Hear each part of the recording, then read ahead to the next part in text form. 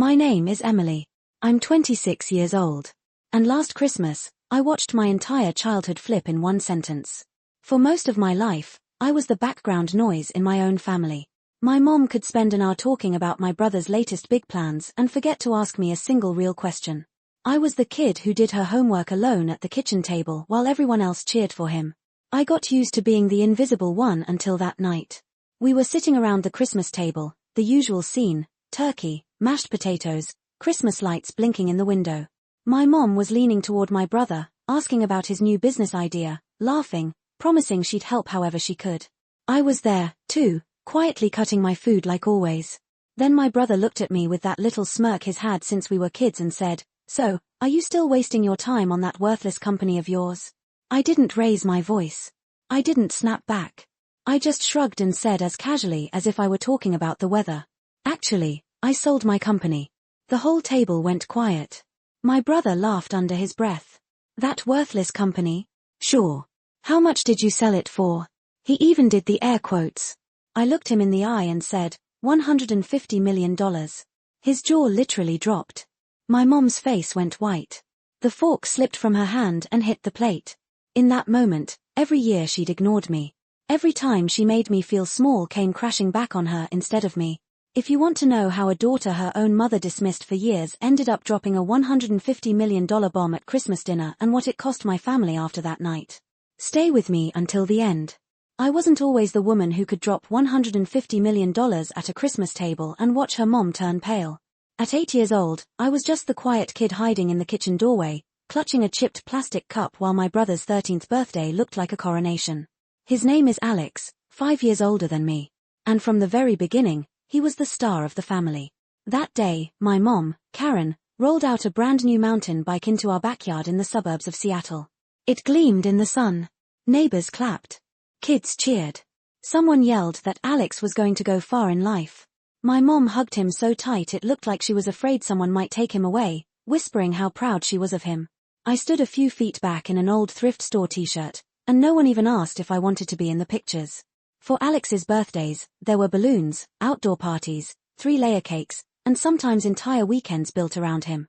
For mine, there was usually a cheap cake from Costco, a couple of candles, and my mom half apologizing because she was so busy. One year, Alex got a Disneyland trip as a graduation present. I got a card from the drugstore and some cash in an envelope left on the kitchen counter.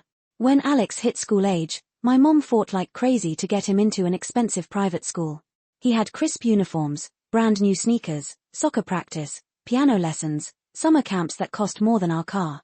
I went to the local public school with peeling paint and outdated textbooks. When I asked why things were so different, my mom would pat my shoulder and say, "Alex needs special stimulation. He's really smart. He has so much potential. You're fine, Emily. You'll be fine." It sounded like a compliment at first, but "you'll be fine" slowly turned into, "we don't have to try for you." My dad worked long hours at a bank and was barely home for dinner. Even when he was, he mostly let my mom make every decision. Schools, activities, money. There was this invisible hierarchy in our house.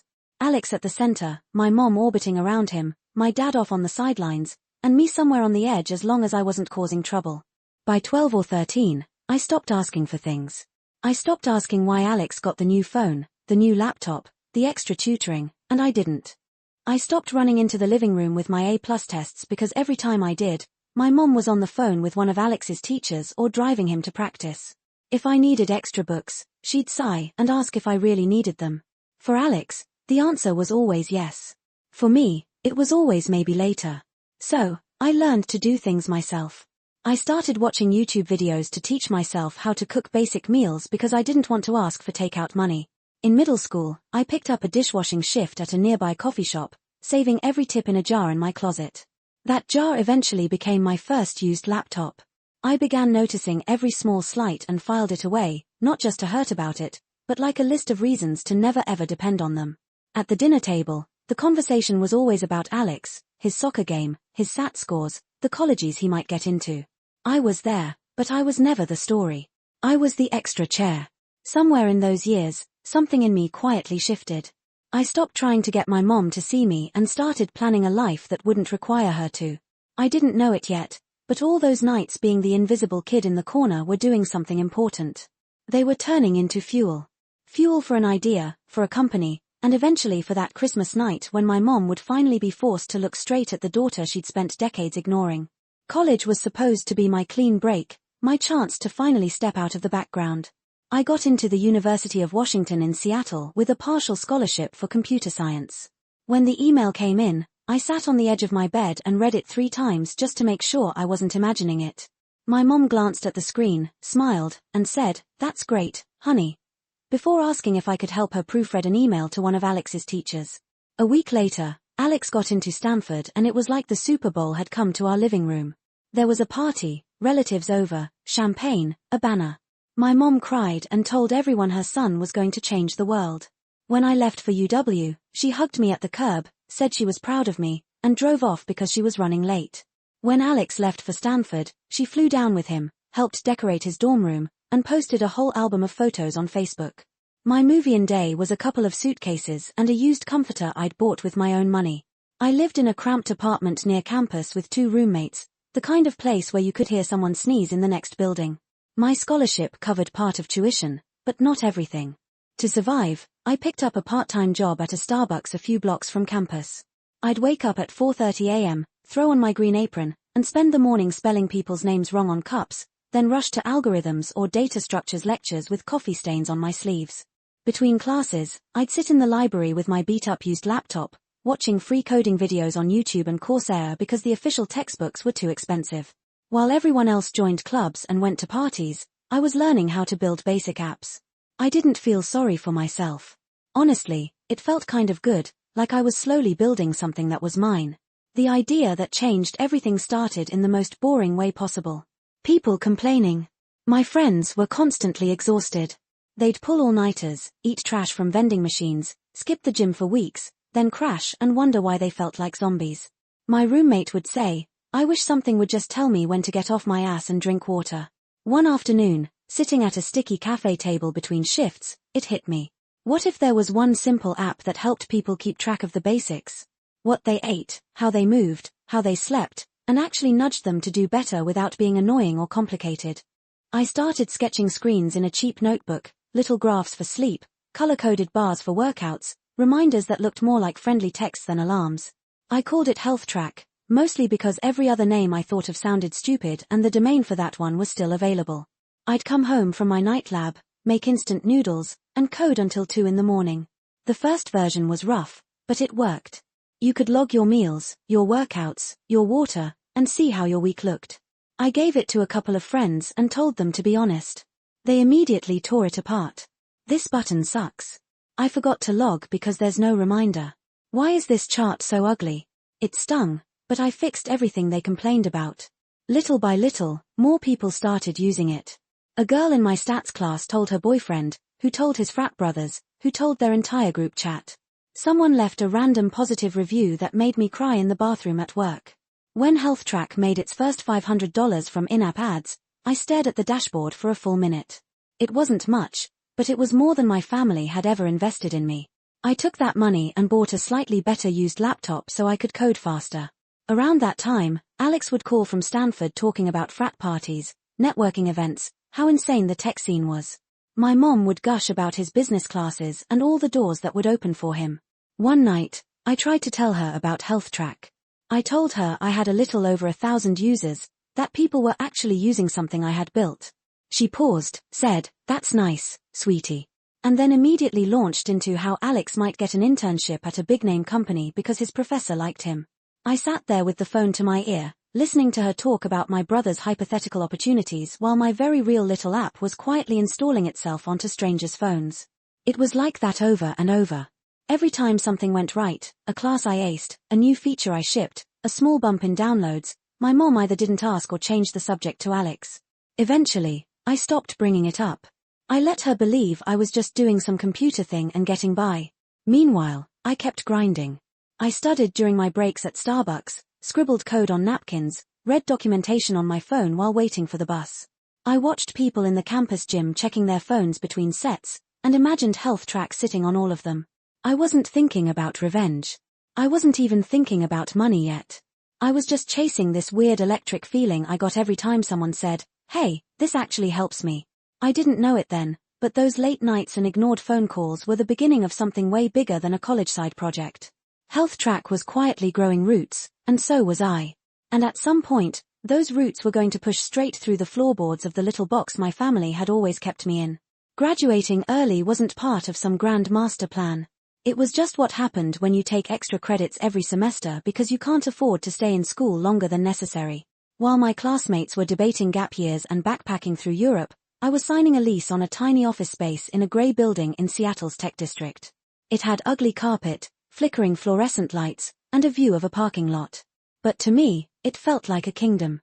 Health Track wasn't just a side project anymore.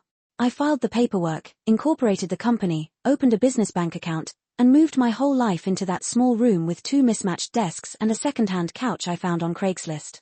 My schedule got even more intense. Mornings were for customer support, emails, and bug fixes. Afternoons for new features. Nights for teaching myself marketing from free podcasts and blog posts. I answered every review personally, DM'd users who quit to ask why. Begged a designer on Upwork to make my app look a little less like something built in a basement. Slowly, the numbers started to shift. Downloads weren't just a trickle anymore. People were sharing screenshots of their progress on social media. A local trainer reached out and asked if he could recommend Health Track to his clients. Then another, a small gym, asked if we could create a custom onboard message for their members. I said yes to everything. I built a basic premium tier, nothing crazy, just a few extra features and deeper insights for a few dollars a month. When our annualized subscription revenue hit $50,000, I stared at that number and felt the room tip a little. It wasn't quit your life money, but it was this is real money. Real enough that I hired 2 junior developers fresh out of school. Kids like me who just needed someone to bet on them.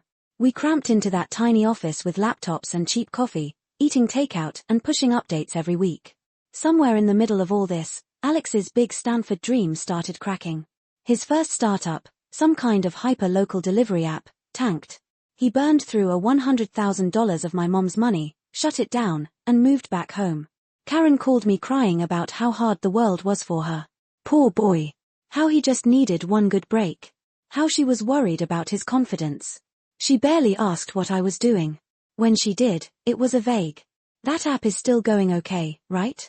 Like I was talking about a hobby, not a company. I kept my answers short. Yeah, it's fine. Yeah, we're growing. I didn't mention revenue. I didn't mention employees. It felt pointless. While Alex was working part-time at Target and later at Best Buy, talking about getting back into the startup scene soon, I was negotiating our first partnerships with actual companies. A chain of gyms wanted a branded version of Health Track. Then, an insurance company reached out about possibly rewarding their users for healthy habits tracked through the app. I was still driving an old Toyota and wearing the same sneakers from college, eating Chipotle on the office couch. So from the outside, nothing looked impressive. Inside my little world, everything was shifting. One day, an email popped into my inbox from a business development guy at a very large tech company. They wanted to talk about strategic options, which is corporate language for we might want to buy you. I walked into that meeting in my only decent blazer, palms sweating, trying not to look like a kid who still lived on takeout. They offered $50 million for Health Track. With more zure than my 8-year-old self could have imagined. For a moment, I pictured calling my mom. Heard her finally saying, "I knew you had it in you." Then I listened to the rest of the offer. They wanted full control. They wanted to optimize the monetization funnel, which was a fancy way of saying they wanted to shove ads and upsells into every corner of something users trusted to take care of their health. It felt wrong. I said no. My lawyers almost choked, but turning that offer down sent a different signal into the water. If one big player wanted us, others might, too. A local venture capital firm that focused on health tech reached out. They didn't want to buy. They wanted to invest and help us scale. I negotiated hard and took $8 million. Enough to grow, but not enough to lose control. We opened a second office in Portland, hired more engineers, expanded our mental health tools. Health integrated deeply with Apple Health, Fitbit, all the big wearables. We crossed 1 million active users. Annual revenue climbed into 8 figures. At 25, I signed the papers on a modest penthouse in Seattle with a view of the water. I filled it with IKEA furniture and plants I mostly forgot to water. I still drove the same beat-up car. I still wore hoodies to work. But my life was no longer small. The offer that eventually stuck didn't come from a flashy tech company, but from a giant healthcare group that wanted to bring preventative wellness into their system. They didn't want to gut the app. They wanted to keep my team, keep the brand, and use their resources to reach more people. They offered $150 million. We negotiated terms for months. My days a blur of contracts and video calls and numbers that made my teenage brain short-circuit. When I finally signed, I walked out of that final meeting numb. After taxes, after bonuses for my team, after all the fees, I was left with roughly $90 million. $90 million more than anyone had ever thought I would have, including me. I didn't call my mom. Instead, I called a therapist. Sitting in that small, quiet office, I talked for the first time in my life about what it felt like to be the invisible kid. The "you'll be fine" child. The afterthought. We went through every birthday, every brushed-off achievement, every time my mom chose to save Alex instead of even seeing me. I expected to feel triumphant. Mostly, I felt tired. Sessions turned into months. I started donating to health nonprofits, especially ones focused on women who needed mental health support. I realized something that surprised me. I didn't actually need my mom or Alex to clap for me anymore. Their opinion had stopped mattering somewhere along the way. What I did need though was closure. Not revenge in the cartoon sense, not some dramatic scene where I threw money in their faces. I wanted to know for my own sanity what would happen if I walked back into that house not as the invisible daughter, but as the woman they had refused to see. Christmas was coming and for the first time in years, I found myself looking at flights to Seattle. My therapist was the first person who suggested I go home for Christmas. Not because she thought my family suddenly deserved me, but because she wanted me to see in real time how different I'd become. Treat it like an experiment, she said. Not a reunion. You're not going there to get something from them. You're going there to observe. So that's what I told myself when I booked the flight from Portland back to Seattle. It wasn't a homecoming. It was data collection. I could have driven. But there was something symbolic about flying into the city I grew up in as the founder who had just sold her company for $150 million. I didn't tell my mom about the sale. I just texted her that I was free this year if she still wanted me there for Christmas. She replied within seconds. More enthusiastic than I expected. Of course, Alex will be here, too. It'll be just like old times. The heart at the end almost made me laugh. Old times were exactly what I was nervous about.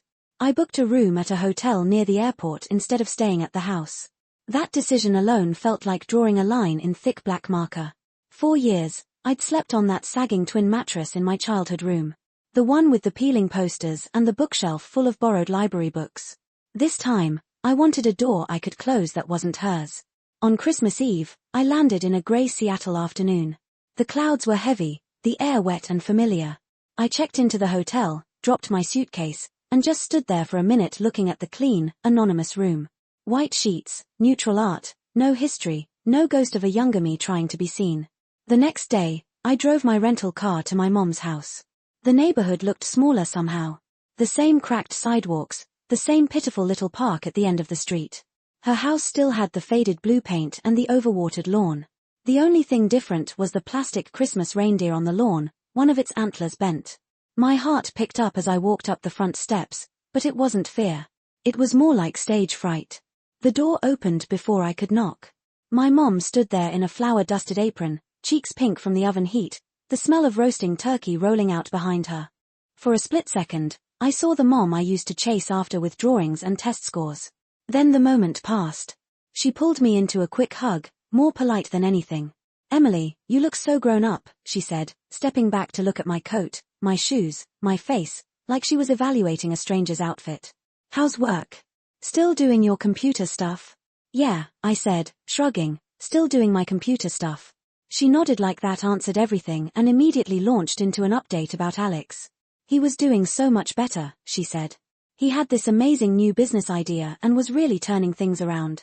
Her eyes lit up in a way they never did when she looked at me. "You'll see. He's been working so hard. I'm just so proud of him." I stepped inside. The house smelled like nutmeg and sugar and dish soap. The same artificial Christmas tree stood in the corner of the living room loaded with old ornaments. There were framed photos of Alex in his football uniform. Alex at Stanford. Alex in a suit at some networking event. None of me. Not one. I spotted a picture from when we were kids. Alex on his new bike in the backyard. My mom's arm thrown around him, me blurry on the edge of the frame, half cut off. I almost smiled. Alex, my mom called toward the living room. Your sister's here. He was sprawled on the couch, watching an NFL game with a beer in his hand, one sock on, one off, like always. He muted the TV and stood up, giving me a once-over. Well, if it isn't the coding queen, he said with a crooked grin. Still single, still buried in your little app thing. I could feel my mom watching my reaction, waiting for me to laugh it off like I used to. I just smiled. Nice to see you, too, Alex. I put my bag down and followed my mom into the kitchen. She handed me a dish towel like nothing had ever changed. Can you help with the salad? We're doing the cranberry one you liked when you were little, she said, already moving back to basting the turkey. She poured a glass of wine and set it in front of Alex, then poured one for herself. She didn't offer me any, just gestured toward the tap water like she always had. It was such a small thing, but it was all there. The invisible